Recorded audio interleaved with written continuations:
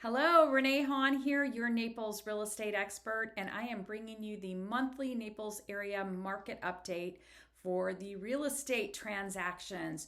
We're going to talk about 8 different metrics as a part of this, and as you know, I'm always looking to improve and change things. And by the way, I am open to your feedback, so don't hesitate to share your thoughts and ideas of how I can make this more meaningful for you. I have expanded my metric card, as I mentioned, from the 6 that Naples Area Board of Realtors does to adding a few more on that I think helps tell a more complete story.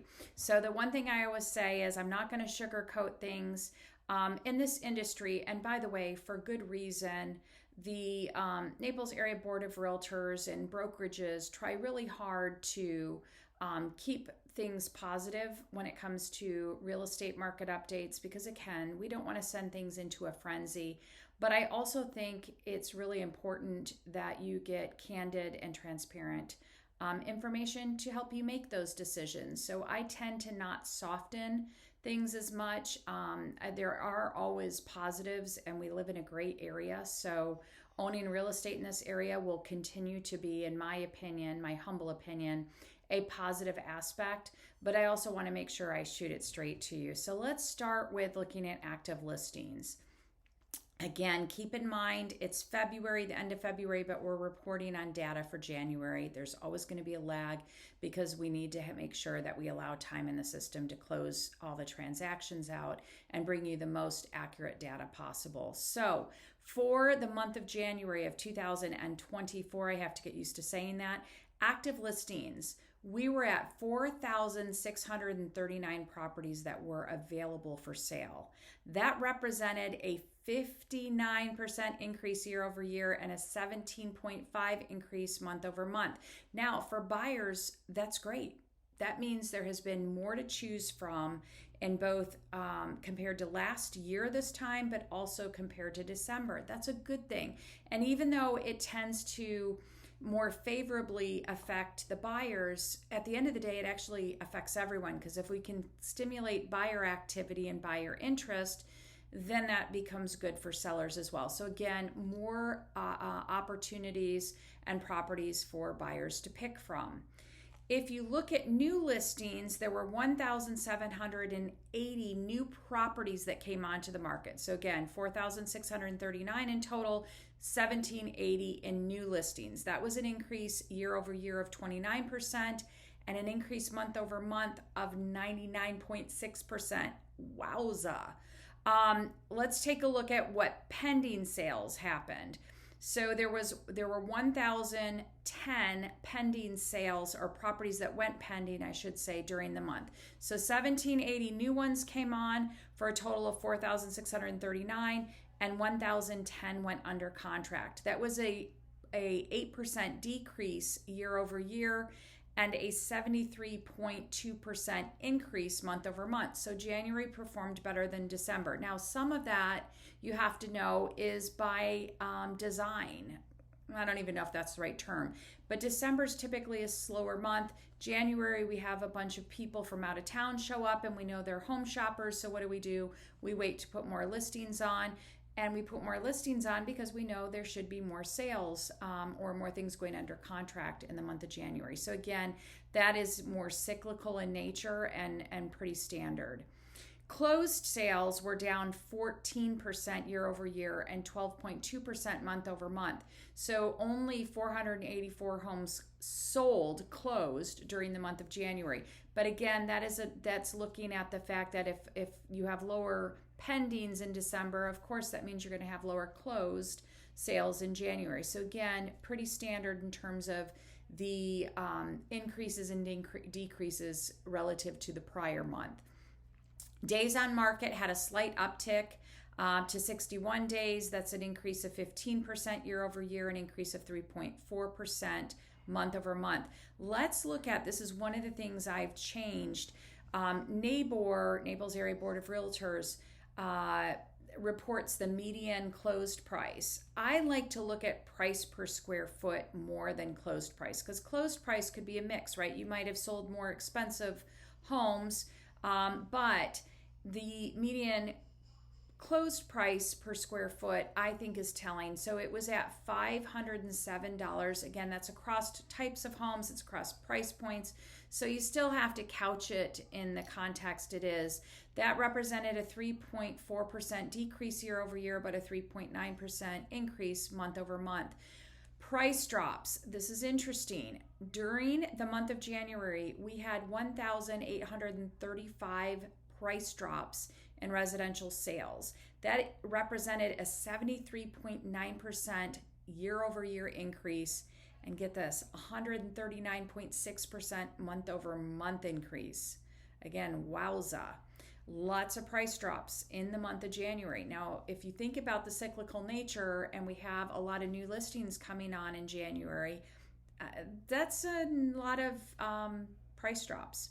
Months of inventory overall, and I want to dive into a little bit more within segments, but overall, we were sitting at 11 months of inventory. That represented an 83.3% increase year over year and a 37.5% increase month over month.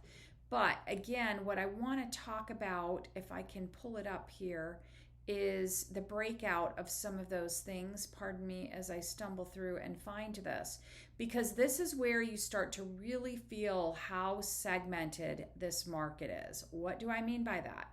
Well, let's take a couple of the nice ones.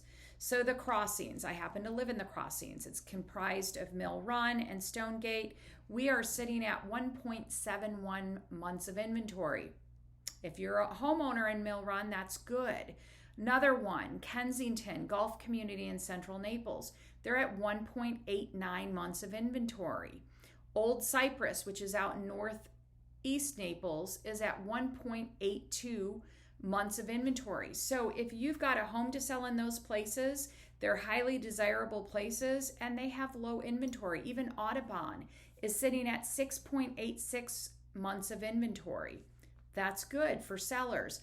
But let's flip that. Aqualine Shores is sitting at 43.2 months of inventory. Wow, that's a lot of inventory. I'm going to scroll down here. Pelican Bay and Bay Colony proper, 60 months of inventory in Bay Colony. Port Royal, 39 months of inventory. Royal Harbor, 24 months of inventory. Old Naples, 17.23 months of inventory.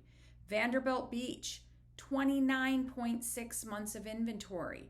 So in those communities, you've got a lot of inventory. Things are sitting longer. So very segmented. Even Treviso Bay is only at 1.89 months of inventory.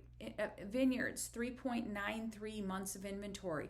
So if you're in places like Vanderbilt Beach, which includes Connors, Bay Colony, Port Royal, Royal Harbor, Old Naples, you've got a lot of inventory, and that's giving buyers an advantage. Things are sitting longer. I have several listings across some of those places, and you're definitely feeling it. People have a lot of different things to choose from in terms of options. So if you're not priced right, you're probably not getting many showings and you're not going to get many offers. One stat I do want to kind of throw in, not that there's a good place to put it, but Southwest Florida International Airport is reporting 19% year over year increase in travel into Fort Myers Airport. So if you talk to owners in some of these places where inventory is so high, they're going to tell you it must be slow. They're not seeing a lot of showings. But we actually have an increase in travel. So again, you've got a couple of things going on. Inventory's high, which means people have more to choose from. So if they don't see your home as in that top tier of highly desirable, either because of the price point, the condition, work that needs to be done, it's going to feel slow to you. In other places, like even Laley's running low on inventory. If a home comes on the market, they're selling fast. So you can have two very different experiences. I will tell you that there is still a pretty long lead time for being able to do renovations. And because the contractors working on renovations still have a really good book of business left over from the hurricane, as well as people staying in place longer and wanting to do updates, renovations are costing a little bit more. So you've got to make sure that if you have a home that needs work, that you are pricing it accordingly, because you're not necessarily going to attract buyers in who are going to have the appetite to do any amount of work, let alone a lot of work. And you're feeling it. You're feeling it in terms of the time it's taking you to sell, how many buyers may be entertaining your home and showing up for showings. So again, there's a real pricing sensitivity. It's really important you get connected with an agent that can give you an idea of what's going on in the marketplace so that you can make appropriate decisions about whether now's the right time to sell or buy, by the way, and whether you should be pricing it aggressively or whether you've got some upside from low inventory for your area. But again, high inventory means you've got to be really conscious of pricing things in a way that's going to get you the attention to be able to move the property.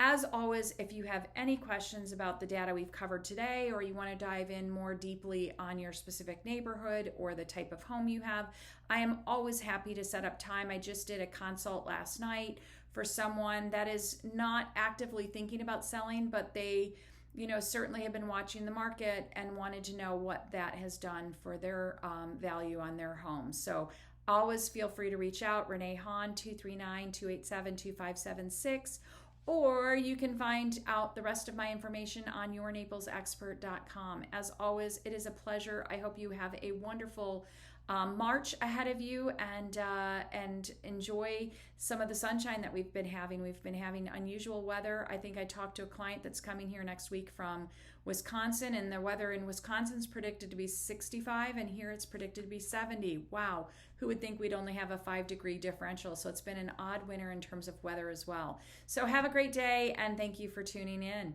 I appreciate you.